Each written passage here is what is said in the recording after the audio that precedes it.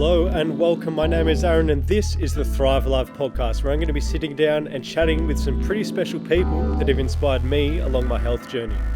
I hope these discussions can inform and inspire you along your journey, so please listen with an open heart and an open mind and enjoy the show. Thanks for tuning in.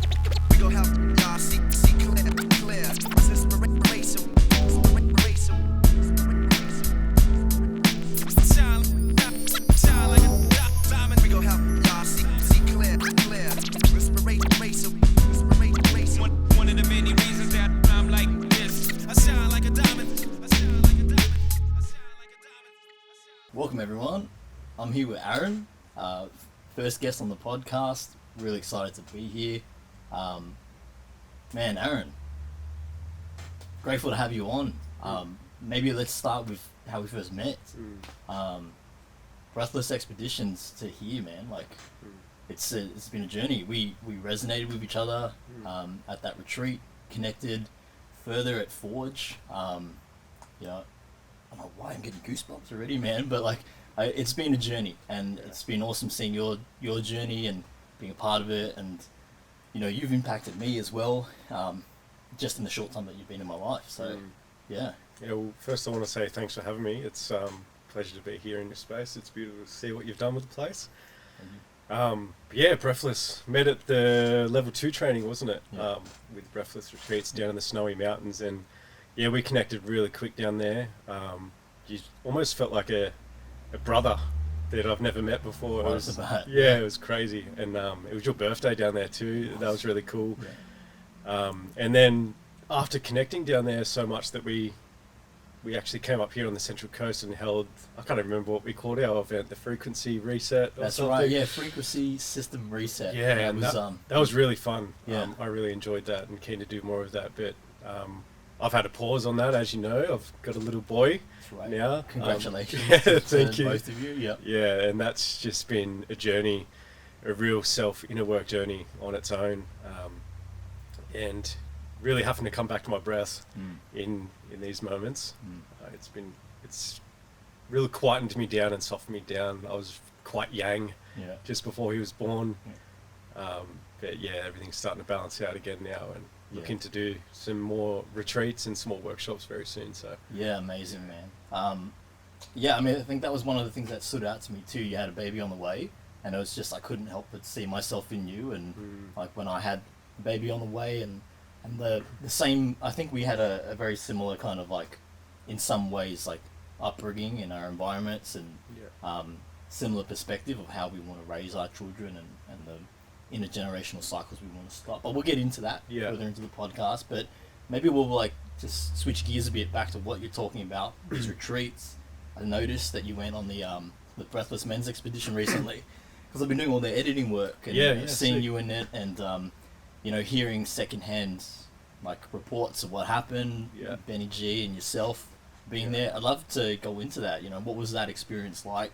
What were some takeaways? So this experience, as you know, just insane, adventurous, transformational, fun, all the things, ticking all the boxes, inner work, powerful, emotional, vulnerable. It's inspirational to see so many of those men open up, and to see. I think the biggest takeaways for me were the shares, some of the big shares that I wasn't expecting, even from myself. I didn't go there with the intention to share some of the things that I did, and I remember Johannes saying to us in level 1 training, if you want someone that you're working with to open up and share with you, then you need to share first.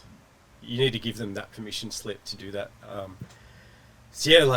guess on the first day there was a really big, powerful breath work from the day dot, and after the breath work we're doing a sharing circle, and I noticed one of the younger men in front of me looked like he just had full-on ecstatic. He was lit up, face was happy, he was open, his chest weren't slumped as they were just when he arrived, and but anyway, there was a man next to him that got up and shared before him, shared some really, really dark, some traumatic childhood stuff, and I don't think I need to go into the details of what happened, but I think when I mention childhood traumas, really dark childhood traumas, I think everyone can piece together somewhat idea what happened, which is a sad case in this world, unfortunately, but that's why these retreats are good, so we can start addressing those issues in society today. But yeah, this man got up and shared this really traumatic story, and I just watched this other young man next to him that I was connecting with, who had a more ecstatic experience. I just saw his body language change. I saw his eyes get a bit watery. His jaw started clenching. His shoulders started rolling back in, and he just looked real angry and upset. And it's weird. Like, I don't want to put myself on a pedestal, but I can sort of witness and see when people are going through some shit inside, even if they're trying to hide it on the outside. And I think that's just because my own experience. I've been there myself. But yeah, so like when the sharing circle was closing, we all stepped outside, and I put my hand on this dude's back, and I said, "Mate, are you all right? Do you need a minute? Do you need to sit down and have a chat?" And he could barely even get a word out. He was so distressed. So we went and sat down and grounded on the grass, and I didn't even give him a chance to start, because I could tell he didn't know where to start even putting his words together. So I just started opening up and sharing some things with him. Sort of relating to what this other man had gone through, but not sort of pushing too much of my story onto him. And then he straight away opened up to me and shared what he was going through and what he just experienced after that other man had shared his trauma. And he said to me, he goes, "I don't think I can ever share this. I'm too ashamed to even like speak it to anyone else." And I was like, wow. In that moment, I said to myself, what if all these other men in this room going through exactly what he's going through? So then I fully took it upon myself. The next day we had another sharing circle, and I just grabbed the talking stick first, and I just laid all my cards out on the table, some real probably sexual shame stuff that I had packed inside, and I just laid it out on the table and let everyone know that it was safe to talk about this sort of stuff. Like, there's no shame here, there's no guilt, there's no judgment. No judgment. Yeah, and so I did that, and then literally just after me, this boy that said he was never going to open up at all grabbed the talking stick and just laid his cards down on the table. And I watched, it was like he just unpacked a backpack full of bricks off his shoulders. He like was up straight. Yeah. Like, and even his tone of voice by the end of the retreat was changed. Like, all the men were.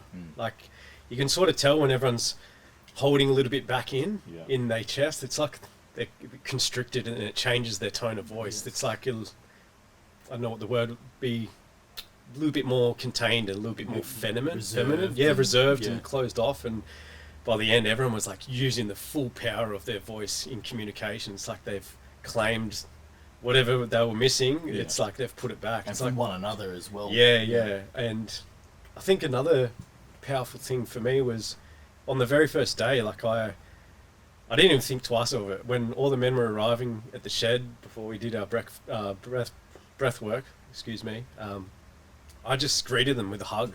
And I could tell some of the men there were like, "What the fuck? Not comfortable with that. I don't know this person. Why are you fucking hugging me?" Yeah.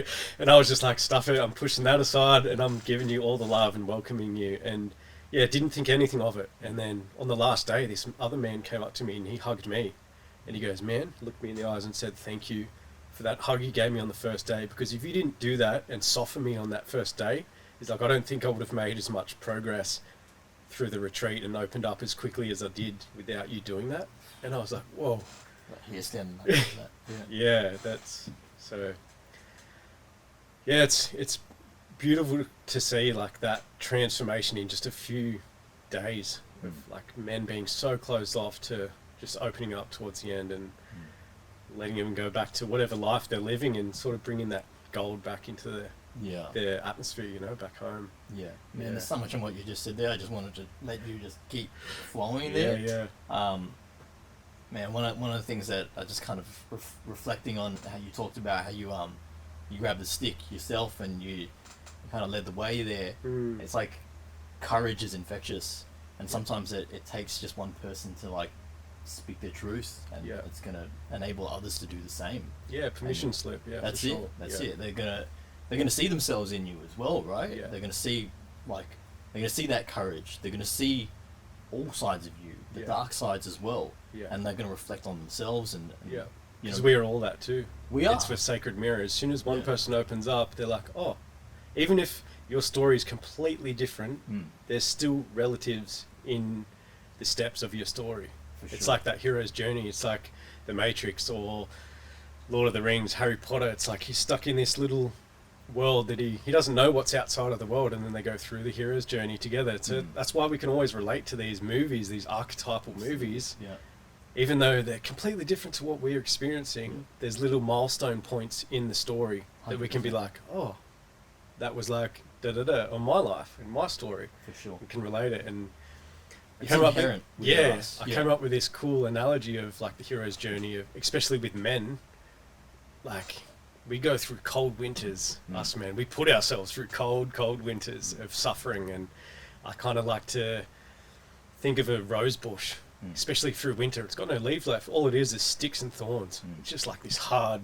And I feel like that's what men are like when they're going through the struggle. They're just like, fucking stay away from me. Lone wolf. Yeah, kind of lone thing. wolf, don't Yeah. touch me. You come close to me, you're gonna fucking get damaged, right?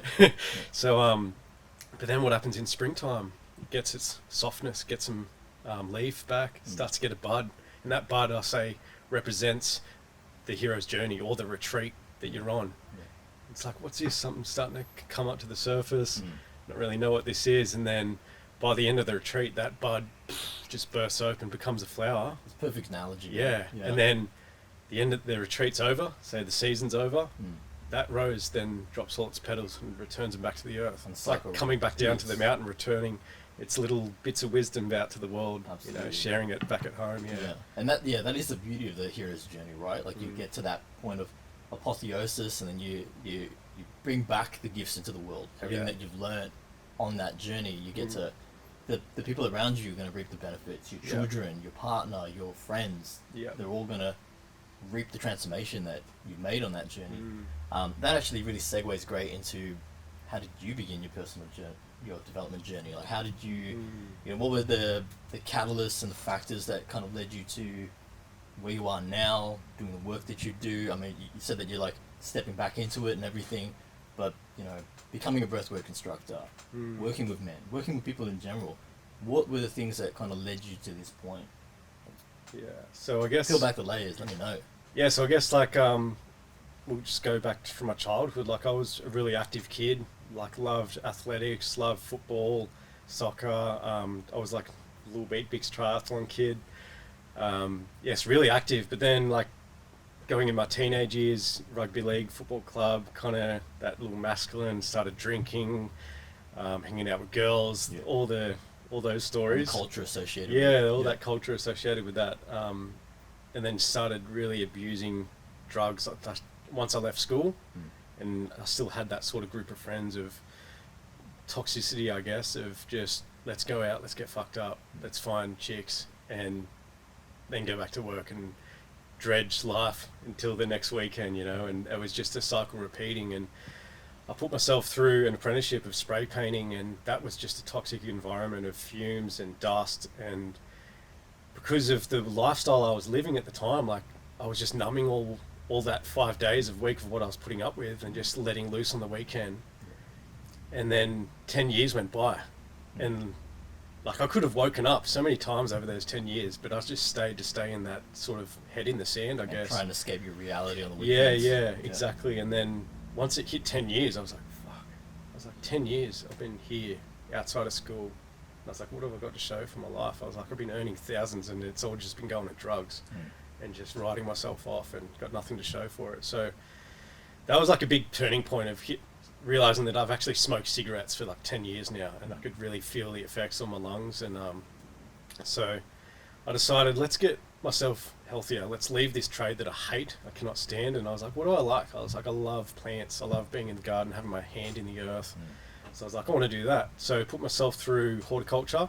At the time, I thought that was the right move, which it probably was, because it set myself up for getting out of that industry. But I realised now that permaculture probably would have been the thing, because I just realised that going from a toxic environment of chemicals in like polyurethane and the MDF dust to going into horticulture, I was like, these people just use just as many chemicals, from glyphosate to the pesticides, fungicides, and even the chemical fertilizers as well. So we did learn about the organic side of it during the training, but then it's much easier to just give your plants drugs from the store than sort of build your own compost and do your own thing that way organically. But But yeah, so now I'm doing horticulture and put myself into this really cool working space of a nursery, like a plant and garden nursery, and that was really cool because it was the first time I've been in retail, so I actually had to engage with people, which I used to just put my headphones on, listen to music, and just zone out for like 5 days until the weekend, and now I actually had to communicate. So, and plus it was a work environment where it was dominant females environment, Right. so that really brought me back down. It stopped me from swearing so much, a little bit more respect in the way I spoke as well to in the work environment. So that was probably a softening that I really needed. And during this whole time as well, I was making music, hip hop, producing and DJing, supporting. I'm not sure if you're familiar with like Nookie and Tasman Keith. That sounds familiar. Yeah, I think Nookie these days is doing the Triple J Indigenous Hip Hop show, and Tasman Keith's doing some really big things. It's really cool. But yeah, that's like a lifetime ago for me. Once I moved up the Hunter Valley, I packed all my bags. I was like full Carly energy, just destroy it all and start refresh, become a farmer. Sometimes you need that though, right? Yeah. So so produce hip hop, and I was like getting my health back on track, and I found in the workspace of the nursery, there was another female there that was doing yoga instructing, and me and her really connected on like a soul level, and she saw that I was struggling to get my health back in order, so she, out of her own kindness, created a personalized like yoga practice for me to do at home. Nice. And so that was like a really big turning point in my life. Just the mindful slowing down, bringing that yin energy back into my life. And from there, I had a huge car crash on the way up to visit my mum and dad one day, which was just kind of slammed the importance of life. Like what actually happened that day was I was traveling on this real dangerous road, and this young lad came around the corner towing a boat and went head on with the guy in front of me. The car completely flipped upside down, and like my life, it's so crazy. Like when people say it's like, oh yeah, life flashed before your eyes, but until you've experienced that, it's like it actually does. It's like, and it happens so quick, but like in slow motion too. But what happens, this car flipped in front of me, and then the trailer and boat detached from the car and was coming straight for me. Wow. And like I'm in a van, and the trailer comes across this way, goes past the passenger side, and the boat, starboard, the front pointy bit of the boat was coming straight at me, and I'm like, just quickest reaction, just turned, and it was about to come straight from my windscreen and just took off my driver's side mirror. That's how like closely I scathed away from death that day.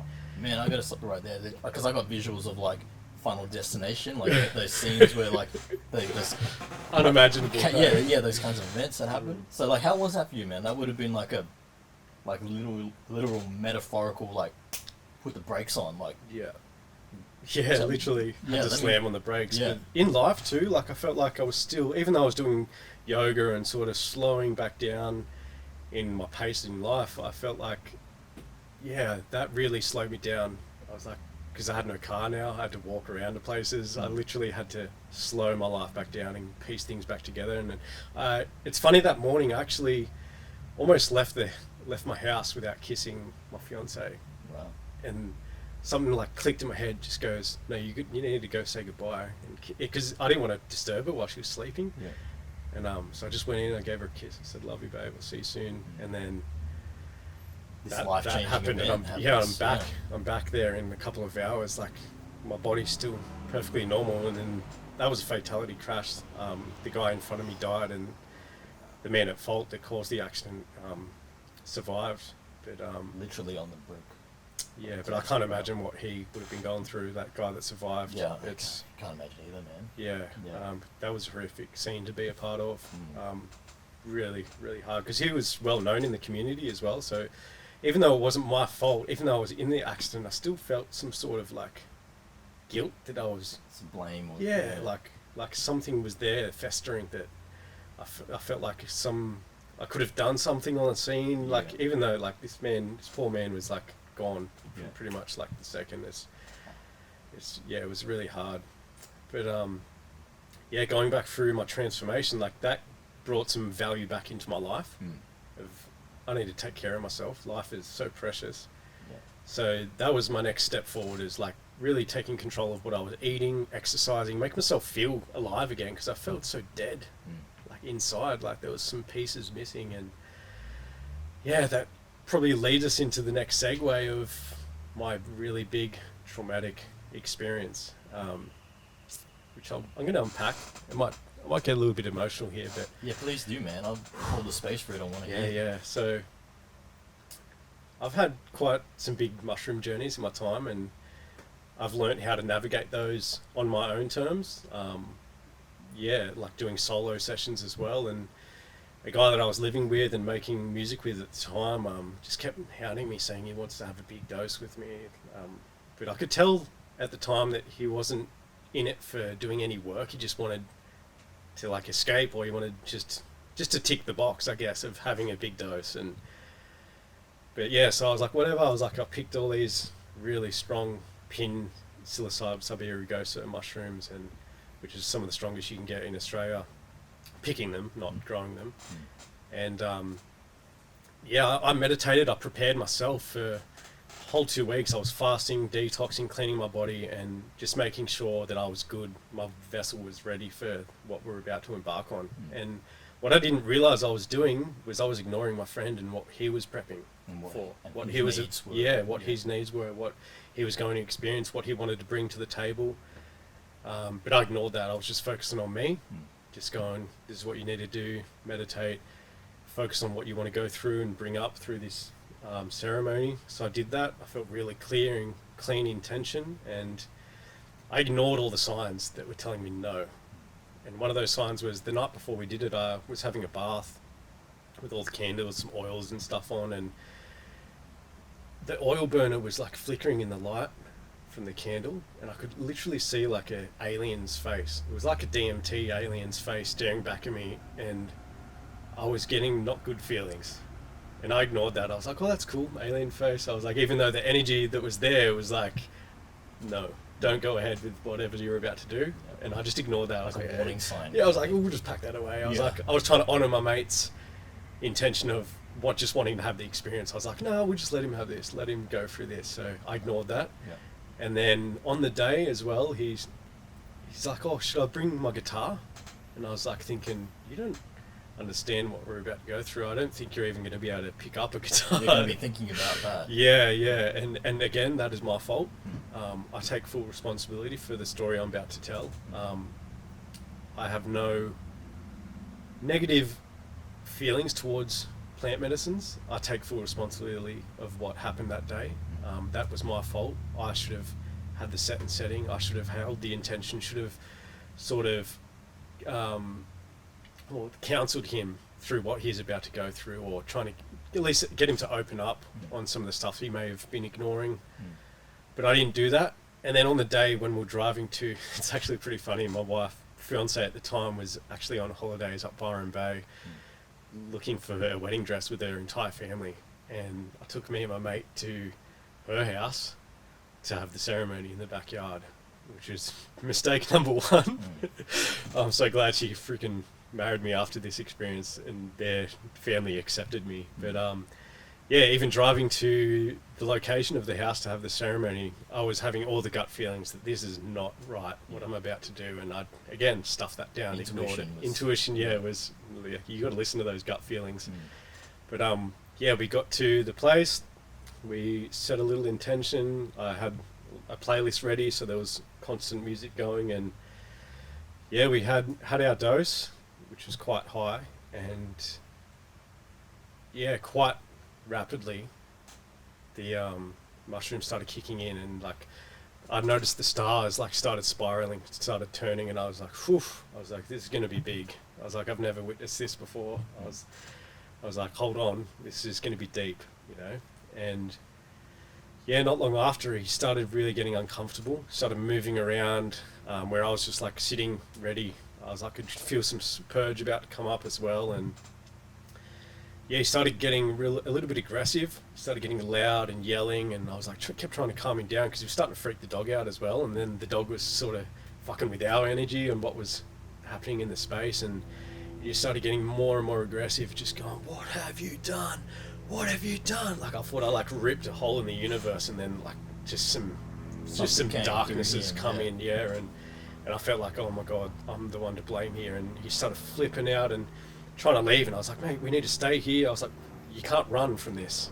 I was like, it's in here. Whatever is happening is in here.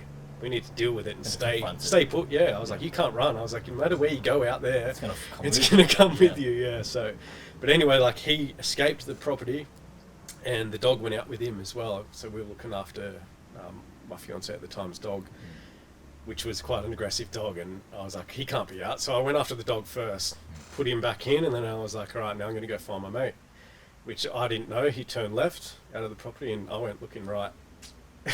And this is like pretty early on too in the experience, so the mushrooms are still just coming on. Yeah. So for me, it wasn't too intense yet. It was only intense because he was making it intense. But I went probably 200, 500 meters down the road, and it was starting to get more and more. I was like, if I keep looking, I was like, I'm going to lose where I even am, because I can barely even tell where I am at the moment. So I knew this little bush, there was a little creek down there. I was like, I'm just going to go there and ride it out until I'm good, and I can go and look for my friend. The energy that he was holding and the things he was saying, I was like, if he runs into anyone out there in suburbia, he's going to kill them. That's the energy he was really terrify some people. And if not, he's going to kill himself. That's what I had in my head. And yeah, so I climbed in these bushes like Gollum, like could barely walk. It was like my legs were jelly. I found a safe space, and I was like, ride it out. I went through everything I needed to. All the intention I held through the 2 weeks prior of detoxing and preparing myself, I confronted all that stuff. I finished my journey. And then I was able to come out of the bushes and sort of get back on the street and go and look for my mate. And a couple went past, sirens, but no, like the lights were flashing, but no sirens. And then again, another couple went past, and then again, ambulance. And then all that thoughts of he's going to kill someone or he's killed himself just overcame me. And I was like, oh my God, I've just fucking killed my mate. I was like, fuck. I was like, fuck, man, I've killed my friend. Like, one of my best friends, man. This is my responsibility, you know? And I was like, I cannot fucking live with myself now. There's no way I can come back and wake up tomorrow knowing that he's dead. And I went back to the house, and I was like, fuck this. I was like, I cannot live another day with myself knowing this. Because that's how strong the feelings are when you're in that sort of state. It's like anything of thought you have, it's like tenfold. So like I wasn't able to discern if that happened or not. Like my mind just, because my nervous system now was jacked, so I couldn't bring myself back down. I probably could now because I've done all the breath work. I've got all the tools, but at that time I couldn't regulate myself to come back down and go, is this real or is this not? So this was very real for me. So I went back to the house. And this next bit reminds me, because I was ignoring the mundane at this time of my life, and it reminds me of that Jamie Wheel quote that if you ignore the mundane, the sacred will burn you. If you ignore the sacred, the mundane will wear you down. And I literally got burnt that night. I tried to light the house on fire and kill myself, take my life. I was like, fuck this, let's just end it and go out. So I lit some dress that was like in the hallway on fire, and I sort of wrapped it around myself and was burning and just like in pain, just like freaking just destroying the house. And then there was so much smoke in the house, I ended up passing out from smoke inhalation. And I'm so lucky to be here because that fire smoldered out and didn't continue, and I woke up, the smoke alarm was going, and the house was full of smoke. And at this point I knew, I was like, I fucked up big time. And I called my fiance, this was like at midnight, and just told her what had happened. I was like, you need to call me an ambulance and get me in the hospital. I've got like burns all over my body. And I was like, the house is a fucking mess. Her family's house that they grew up in. Yeah, but so lucky that I'm still here, and so lucky that there wasn't as much damage as what could have happened. And I'm so lucky that they still loved me enough to put so much money into our wedding. Like after that experience, is like, that's the type of diehard people that they are for their family. Yeah, they are a really beautiful family. I'm so glad and so much gratitude to have joined. We call them the Grizzles because they are really crazy people, but they are like solid family, and I'm so proud to be that part of that now. Family just got your back no matter what. Yeah, and so I end up getting to hospital, and my mate was there, passed out. They only found him a couple of houses up. He was in someone's front yard, just going psycho, and yeah, so called my fiance at the time and said I need an ambulance, and yeah, far out, man. Just what an experience. And she still had so much love. Like, she was just so concerned. She even had a crazy experience up there the night that she was looking at the stars and the clouds in the sky and saw an angel in the sky. Wow. She didn't know anything of it. And then I called like a few hours later telling her what happened, and she had to organise the ambulance for me to get to hospital. But anyway, I walk into hospital and I see my mate there. Are you going to say that's unconditional love? Yeah, exactly, yeah.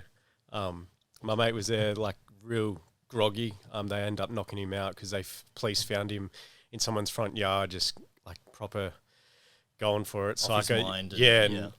Took quite a few officers to take him down, and I don't know what they knocked him out with, but they knocked him out with something. And so that's kind of where our stories sort of separated, because I got to finish my journey, whereas he got knocked out, and I'm not actually sure what happened with him.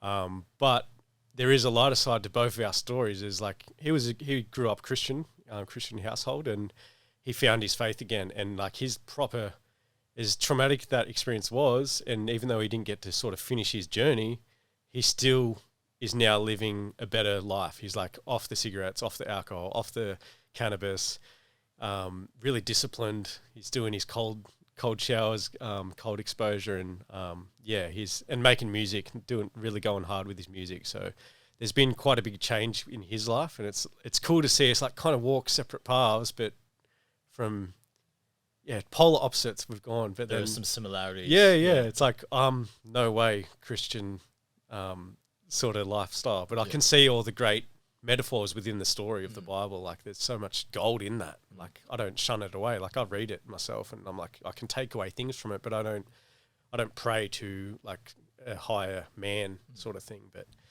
anyway, I got to hospital, and we got all patched up, and then the very next day I was like, you know what, this is fucking it for me. I was like, this is the lowest point of my life I've ever been, and it's like time to climb out of the depths that I've put myself into. So my good friend Stoney, shout out Stoney, he's a Czech level 2, put me on to a guy named Ben Borg, also shout out Ben Borg, Sacred Breath of Life, said, there's this man down the ocean pools that does like breath work and sort of ceremony sort of stuff. Maybe it might be a good idea to go and talk to him. So I went to the beach with the intention to meet this guy, and I met a different person. I saw all this group of people down by the ocean pool at 6 o'clock in the morning. They're all just laying there on yoga mats.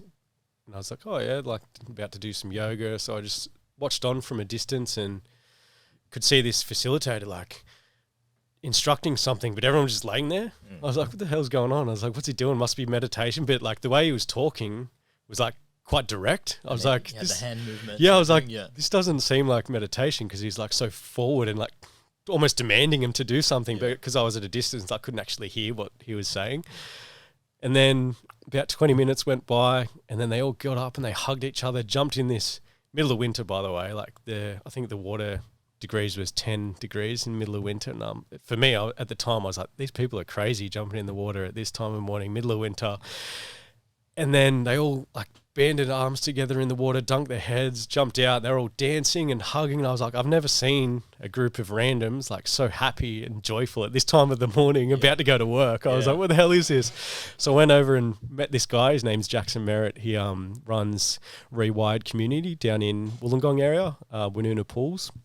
And this legend, man, I said, what is this? And he goes, 6 a.m. every morning, we're doing a winter challenge to jump in that cold water, 90 days of winter. And I was like, done. I was like, I'm here. And that season, this was also during COVID as well. So it was like bringing community together when everyone was sort of like boxed off and separated. Yeah. And the only thing we were allowed out to do was exercise. So we just rocked up early. There was a couple of mornings where there was some officers like watching us going, you're not really exercising, but like we were in the water and out in time before they could even do anything, you know? So, but yeah, I made 88 days out of 90, and that period just completely changed my freaking life, man. Like was my introduction into breath work and the cold exposure, and I've never looked back. Like not long after that, I moved up the Hunter Valley, and I was like, I didn't want to leave this community. I felt torn. I was like, it was almost like breaking up with a girl. Like it was such a cool relationship, and I had all these beautiful bonds, and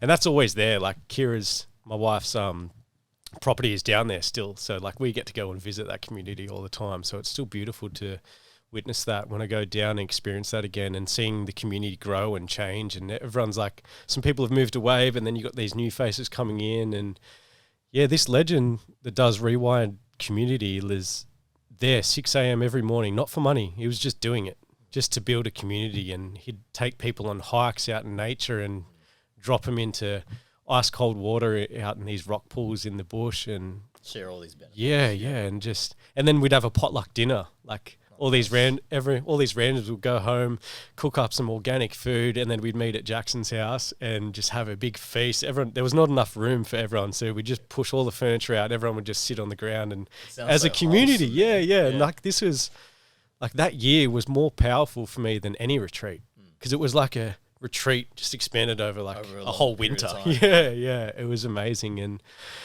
I was actually scared to move up to the Hunter Valley where I am now, because I was like, I knew country town, isolation. I was like, am I going to find this magic up there? And then I had this feeling come over me that's like, well, if it's not there, then you create it. You make it, you hold those spaces. So that's pretty much what I've been doing up there in the Hunter Valley. And how I actually came into the breathless sort of stuff was I saw this girl come up in my people you may know on Facebook, and I was like, oh, she looks, like she might be hip to what I'm into, like meditation and yoga and breathwork and stuff. So I just inboxed her, and I saw that she literally lived in the town next to where I lived. So I hit her up. I said, oh, is there any sort of community like breathwork, meditation stuff? And she goes, oh, I'm a yoga teacher. Come to my class when you move up. So literally the first week I was there, I attended her class. And she was like, have you done breathwork? I was like, yeah, love it. And then she goes, oh, I'm a breathless instructor. You should come down and do a retreat, like on the day. Like I was like, okay. Wow. So she hooked me up with the level 1 breathwork training with Johannes, and the rest is history there. Who is it? Joanna. Oh, it was Joanna that introduced you to all of it. That makes sense. Soundness Arts. Yeah, that's right. Yeah, so that was just like from going through the trenches of life and putting myself into stupid situations where everything was like happening to me. And then I started taking some steps in the right direction, and now everything was like just falling into my lap, happening for me. And that's what happens, and people don't realize it. It's like, you can tell someone to change or try and get someone to change for so long, and it's like they can't see it. And until they see the change in you, and then they get inspired to make the change in themselves, then they're like, okay, I get it. Something's happened to me now.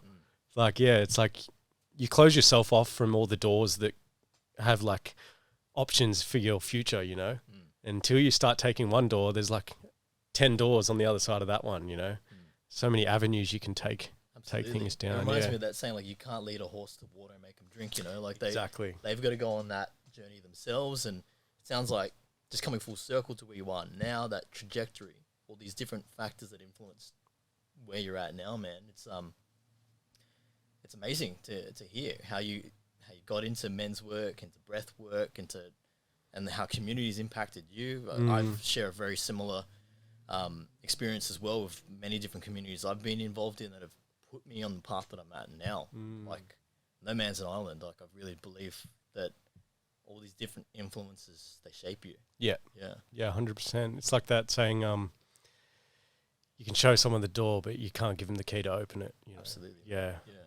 It's a self journey. It's an inner journey. Like, you can't push that. And that actually reminds me of my dad. Like, I was pushing we can sort of segue into fatherhood, I guess. Here is I'd love to hear your views on this. Yeah, so like I was trying to push all the meditation, the yoga stuff onto Dad, and he was like, "Fuck that shit!" Like, it's not my thing. yeah. Like he's we're so stubborn against it, and I was like, you know what, stuff it. I'm not going to try push you on. Like, this is your journey. You change whenever you want to change. Like, I still love you anyway, you know, just the way you are. And so I stopped trying to push it, and then I just kept focusing on myself. And then he kept seeing me drop weight, kept seeing my energy was higher. I was like a more positive human being, and he's like, what is this? There's something to it. Yeah. He's like, I think there's something in this. So when I actually moved back home, he started coming to Joanna's classes, yoga classes with me.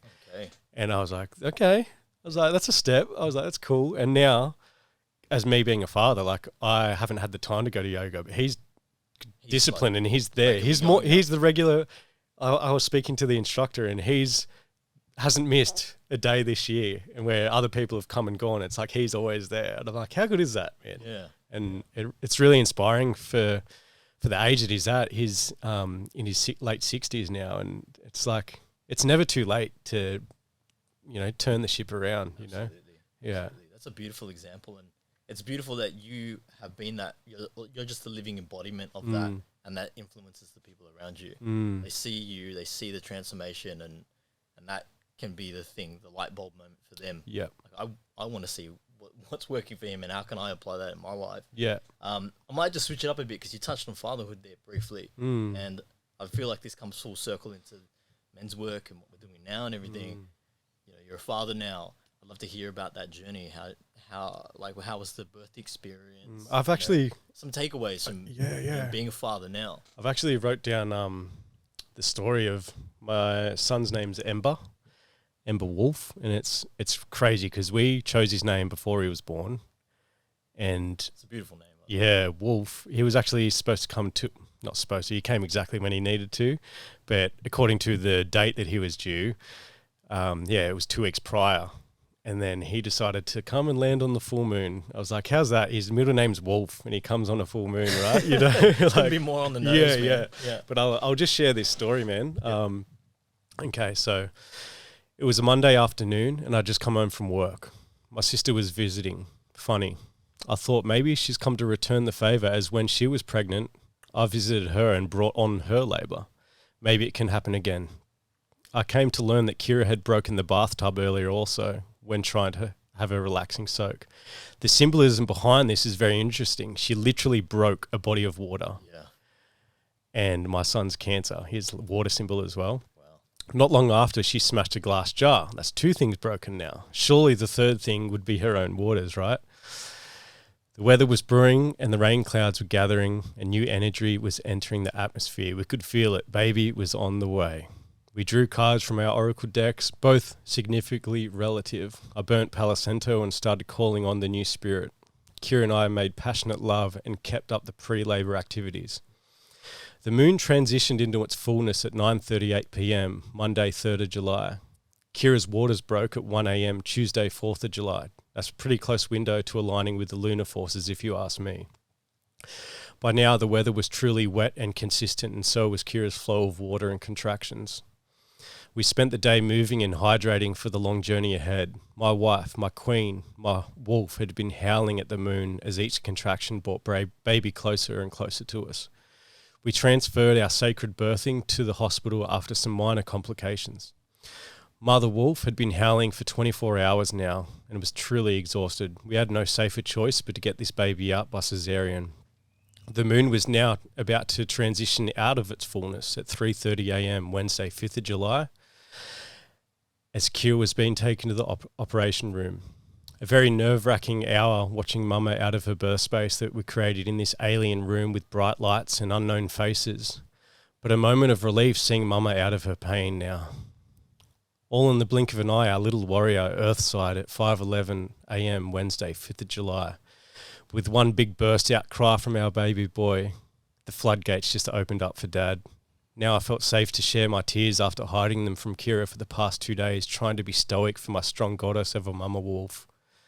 You're safe now, Mama, and so is our little man. I stepped outside of the hospital and breathed the first moments of fresh air as being a father, witnessing the glittery wetness on the trees, the grass as the morning sun shines through. The sun is shining. My sun is shining. What a truly magical moment. Little Ember Wolf Johnson, that is your birth story, the first of many stories to come. Man, I didn't think I was going to get emotional chatting with you today, but bro, that hit me in the feelings. that proud dad feeling. Man, the sentiment you share towards your partner, it's beautiful, man. It's such a great privilege to be a parent, right? Yeah. It's like it's an honor that I carry personally. I love to serve my family, my children. Yeah, it's so much purpose. Yeah, like you said, and and then coming back to like tying in the breath with the birth experience, like I'm not sure if you know what the rebozo is. Yes, I do. Yeah, like I did a she birthing course. Yeah. So like I was doing rebozo, and like Kira's not giving up. She's in the moment getting this baby out, and it's like I'm doing the rebozo for her. My arms were like about to fall off, and I was like trying not to cry then because I wanted to give up, and I kept saying to myself, "She's not giving up, so you're not giving up." So I just kept going, like breathing, doing the rebozo, and I think one point when we were in the hospital, like I was massaging her back, and I fell asleep, and I woke up, and I was still massaging her back. Wow. Just proper wrecked, and I'm so glad that he arrived safe and he's healthy, and it's been such a transformational experience, and to come back into some of the lessons that I've already learned was one of the hardest things was we weren't planning on like setting in boundaries. We were sort of focused on the birthing space, getting the baby out, making sure he's in position and doing all that stuff. And had to be in hospital for a few days. And so my mum comes in to meet Ember, and she like stunk the room out with cigarettes. And I was like, whew. Already, it's been a few hours and I'm already getting triggered, and it's like, so I had to sort of come up with a way because my mum's quite insecure and quite a stressful person. So I was like, how am I going to approach this where she's not going to feel attacked or like I'm trying to just be like, you need to quit smoking or stay away from my boy. I didn't want to come at with that energy. Too full on, because that would be 100% warrior energy, like no lover. So I had to sort of balance it out and bring the lover energy and be like, how?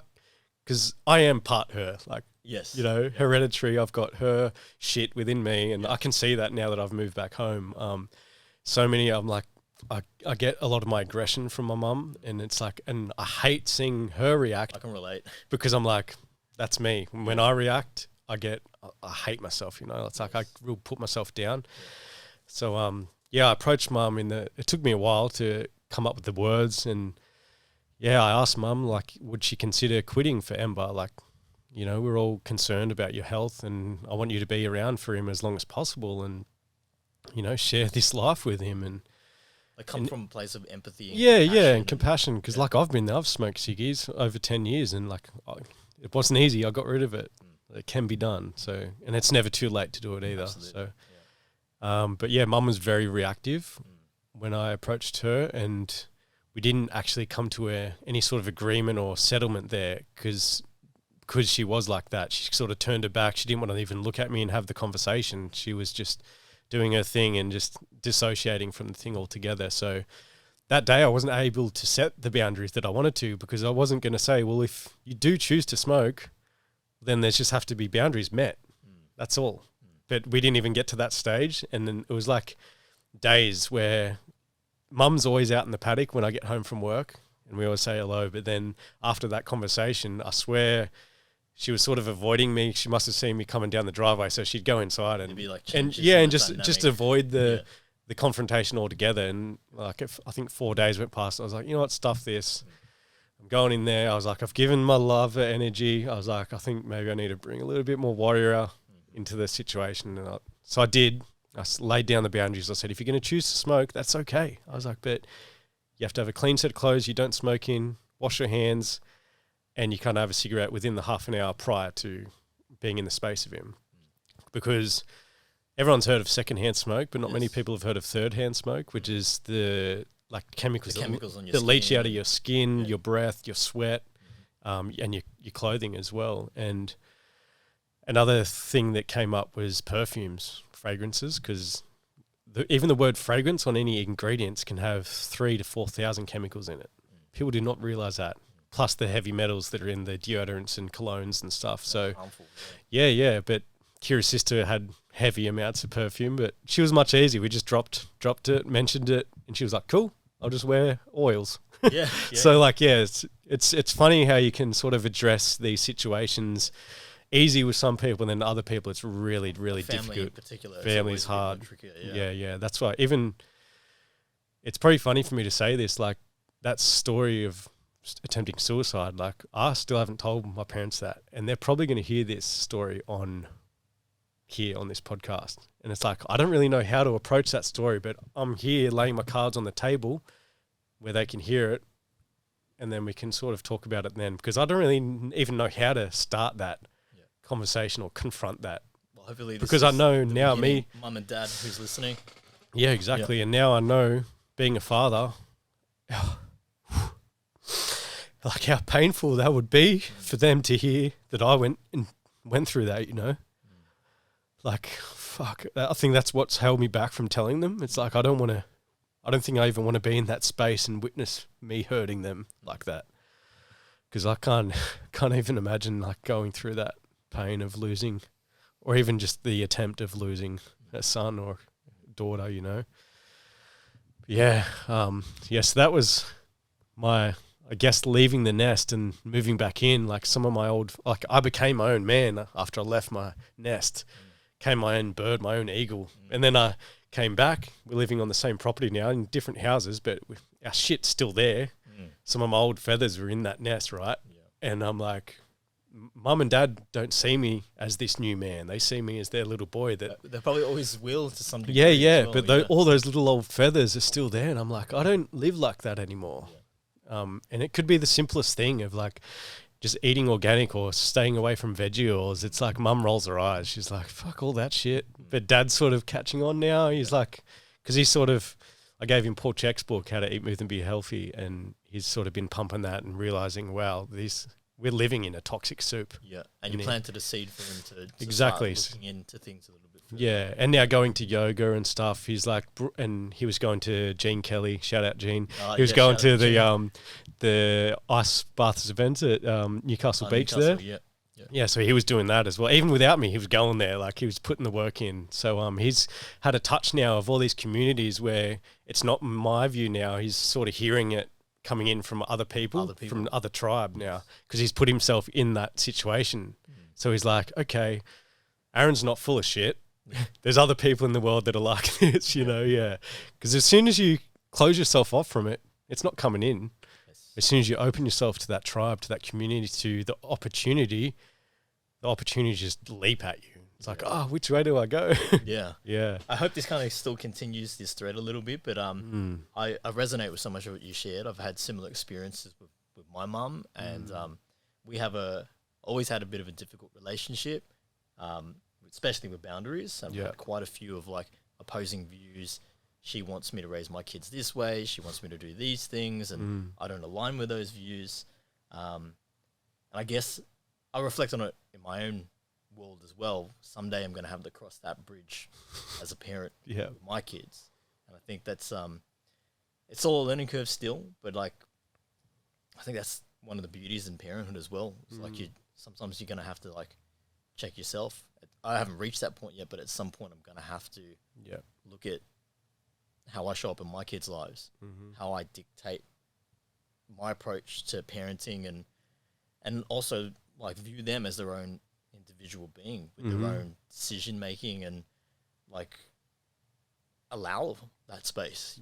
Allow space for growth and allow space for opportunity and exploration of what they want to do. It's like you're just holding a container for them to explore what they want to do. And then I'm probably butchering this saying, but it's like your children are the arrow, you know, and we're the bow. It's like you need to find out where the direction that they like, what they're into, and then push them towards that. Help them navigate. Yeah, to that. Yeah, exactly. But sorry, just going back to Dad. Yeah, go. He did a breathless retreat. Oh, did he? Yeah, dude. Okay, He went down and did breathless, like without me. I wasn't there facilitating or anything, and I was like, man, this guy is just committed. He's committed to having fun, committed to making change and doing all the things. And just after Ember was born, we did the sweat lodge as well, and Dad joined us for that, and that was powerful to be in there with my dad, myself, my brothers, and then just sort of seeing in the future that Ember will be in there with me. I got a vision of that too. Yeah, just the yeah. different generations coming together, man. That's beautiful. Yeah, and it's like rite of passage is missing so much from boys' lives. Sure. And it's funny, like even that word teenager, Yeah. it's quite new, and it's a Western word. Because if you go to tribes and stuff, the teenager doesn't exist. It goes from man, rite of passage, boy, rite of passage into man. Yeah, so it's like they don't even know what a teenager is. That's just fluffy stuff that Westerners have put on the whole experience. But that sort of timing of a boy's life is so important, because a lot of boys, young men out there, don't have father figures, or they do have father figures or fathers in their life, but the father's not present. Yeah, they're not present with them, and that kind of ties into my dad did everything for us. He put food on the table, he extended our house, took us on amazing holidays, but because he was working so hard, there was a lot missing. Like I would get home from school, no one was home for hours. As soon as he would get home, he'd like unpack, go into the garage, start working on something, and then he'd go upstairs, hit the gym, and then the only time we get to sit down was for dinner, but the TV would be on. And it's like if you try to talk, it's like, shh, I'm watching. It's like, so yeah, it made it really hard. And I guess now, like me and Dad watch movies together, and it's like sort of a way that we can connect, because it's sort of sort of what we did back then. It's like we sort of rekindled those things. It's good to be an observer of what you experience in your upbringing, and I think of it like what you're going to bring to your parenting, and what you want, hopefully, change or exactly. That works for you and your kid. Yeah, exactly. Because I don't want that absence from my son's life. Yes. It's like money's important. It's really helpful, but connection is way more important than anything. Those things are going to be way more valuable. Yeah, you look at some of the shit that's going on in the world right now, and some families have nothing but connection, and they're the happiest people ever. So that just goes to show how important that is. Yeah. I resonate big time, man. Just to touch on my personal experience, I grew up without my dad in the picture.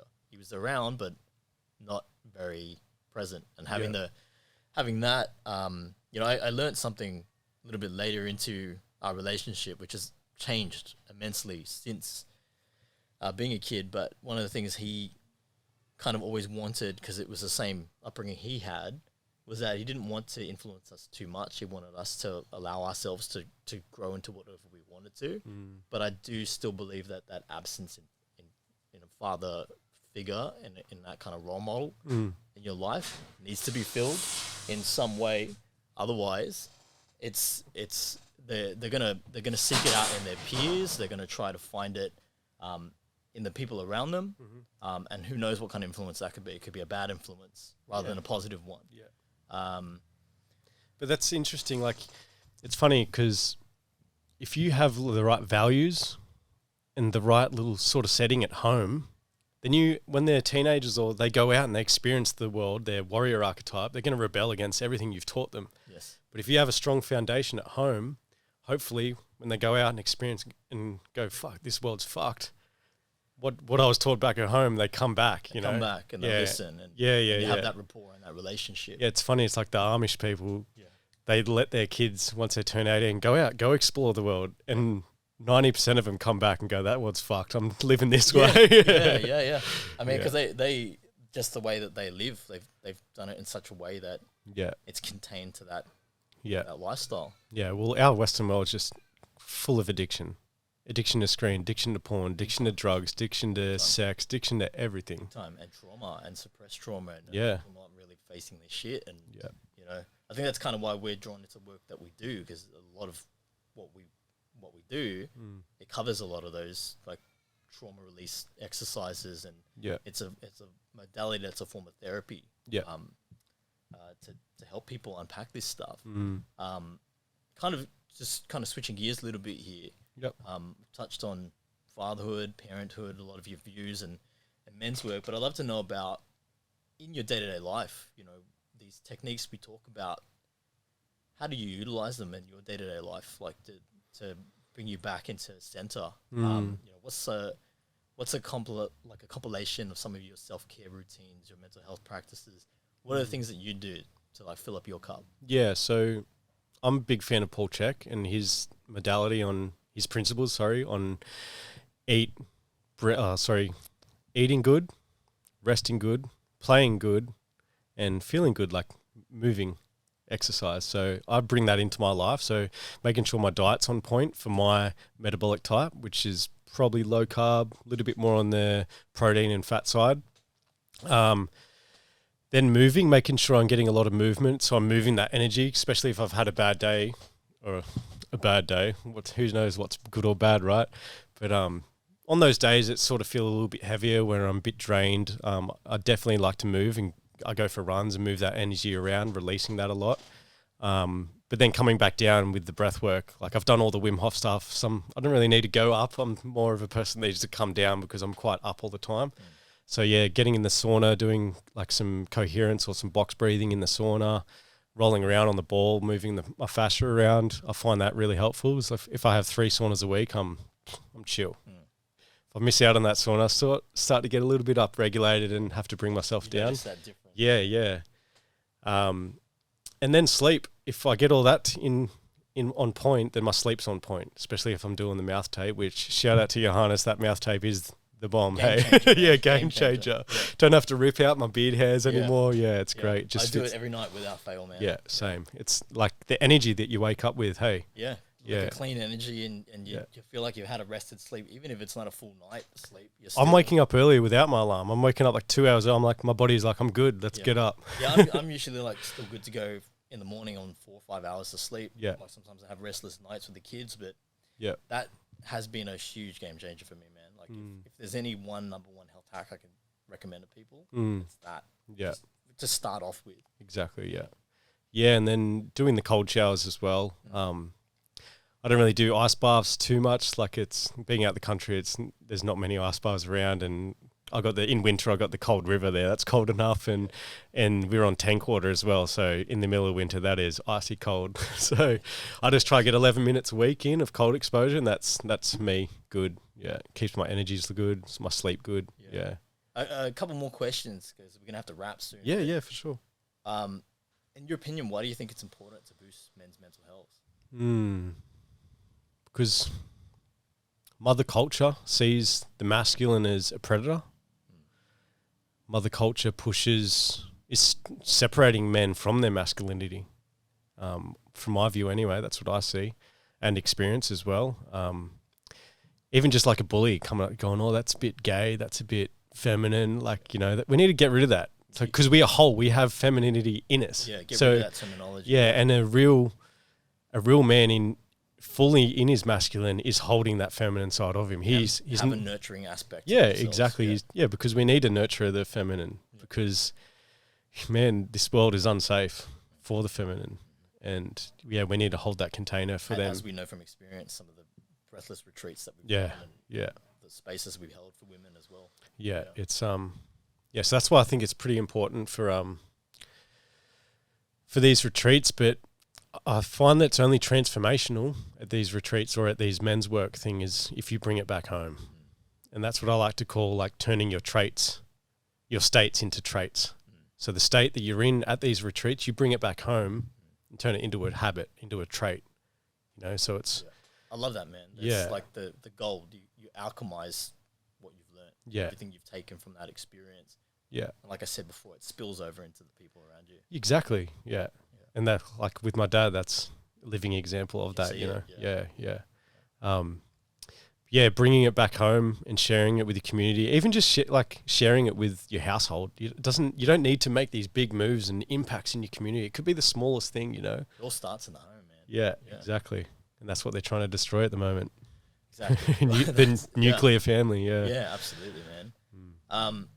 Just to wrap up, what advice would you have for those who want to step into their passion and like pursue anything? It could be any field that they're passionate about, and overcome that fear of that, money. I might not make money. I might not succeed at this path. What kind of advice would you give to somebody? I think really feeling what excites you, finding a passion.